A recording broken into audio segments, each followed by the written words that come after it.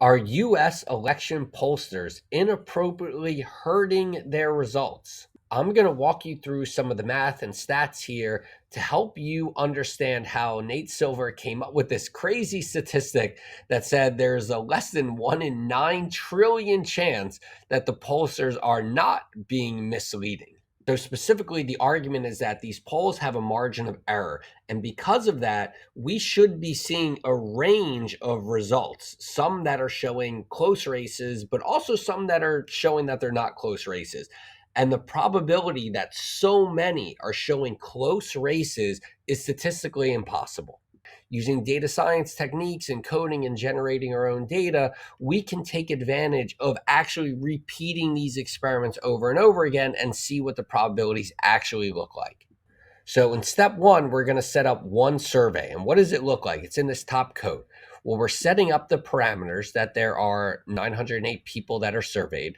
We're going to assume that it's a tied race so that exactly half of the people in the population, not the sample, but in the whole population of potential people that could be surveyed, it's exactly tied 50-50 Trump versus Harris. And we do that because when it's tied, that's when we would expect the most amount of close races. So in this case, we mimic exactly one survey where the total number of Trump votes in this sample of 908, we just take one random draw from the binomial distribution. We can then take those number of votes, we turn that into a percent by dividing by the survey sample size. And then the Harris percent sample is just simply 1 minus the Trump percent because we're ignoring everyone else for simplicity.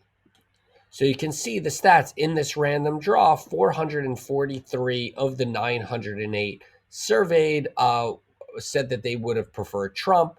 That is a 48.8% would go for Trump and 51.2 would go for Harris. And this is our first look at sampling error because we know we define that it's 50-50 in the whole population, but in this sample of 900, we get a result 48.8 versus 51.2 by random chance alone. So next, we're going to do the same thing, but we're going to generate 10 surveys of 908 people. And each time we do it, we're going to see the results. And so in the one case, we get 49.4 versus 50.6. The Trump-Harris gap is Harris is ahead by 1.1 or Trump is down by 1.1. And we can see that the Trump error is exactly the opposite of the Harris error, right? Because we know the true value in the population is 50-50. And so if we just look at this gap across these 10 surveys, each with 908 people coming from the exact same population, we see a -1, a -2, a -2. Here's a big outlier, a -7 almost, 0, a +1.8, a small negative, a bigger positive, a smaller negative, and another negative. So you can see each time we do a survey of 908 users, even though we're taking a random draw from the same population, we get different results each time. This is sampling error. So now, instead of doing it 10 times, we're going to do it 10,000 times. So 10,000 times, we're going to get a random draw of 908 people where they each have a 50-50 chance of winning. And now when we plot this out, we look at the error on Trump or the distribution.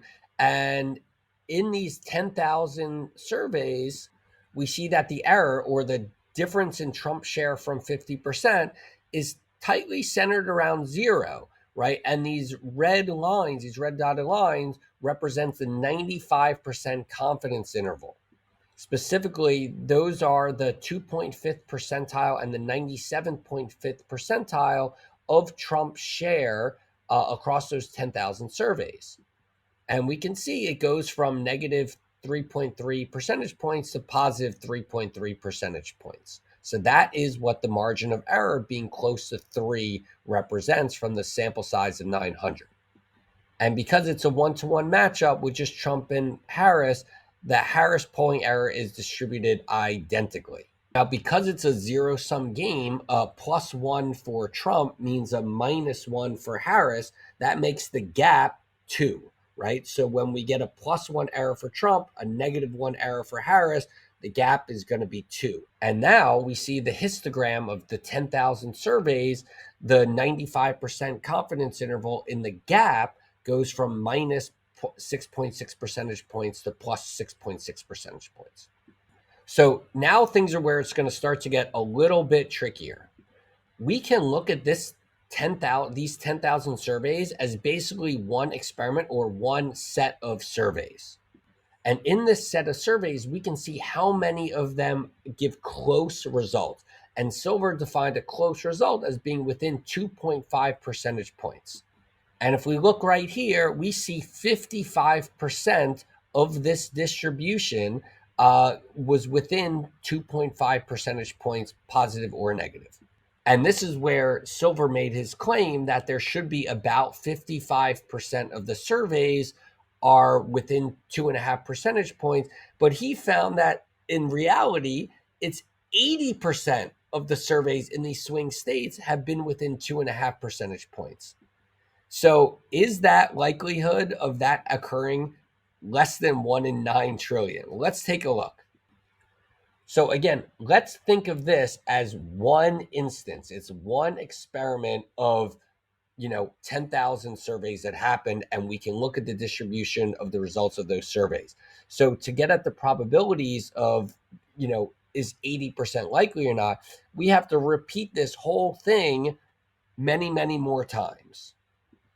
So specifically, I'm going to imagine, and this number is chosen strategically, that there were just almost 230 surveys that were given.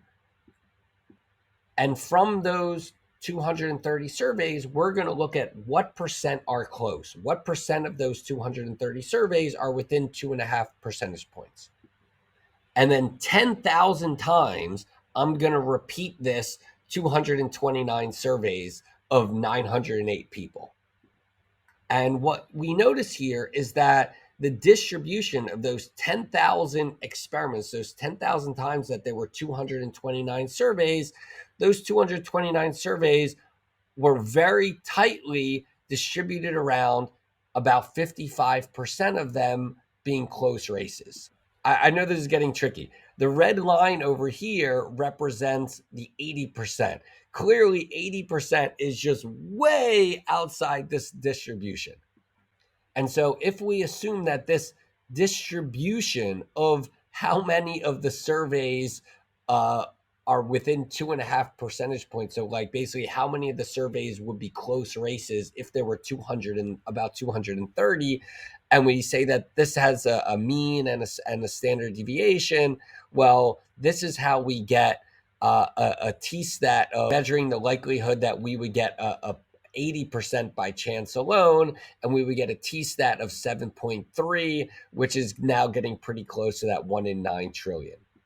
But that number is very sensitive to how many surveys are in there and what the survey sample size is. But even whether it's 1 in 9 trillion or 1 in 100 billion or 1 in 500 billion, the results are the same. It is almost guaranteed that these pollsters are in fact herding, because the margin of errors on those individual polls, there's just no way that many of them should be getting this close a race. There should be way more outliers.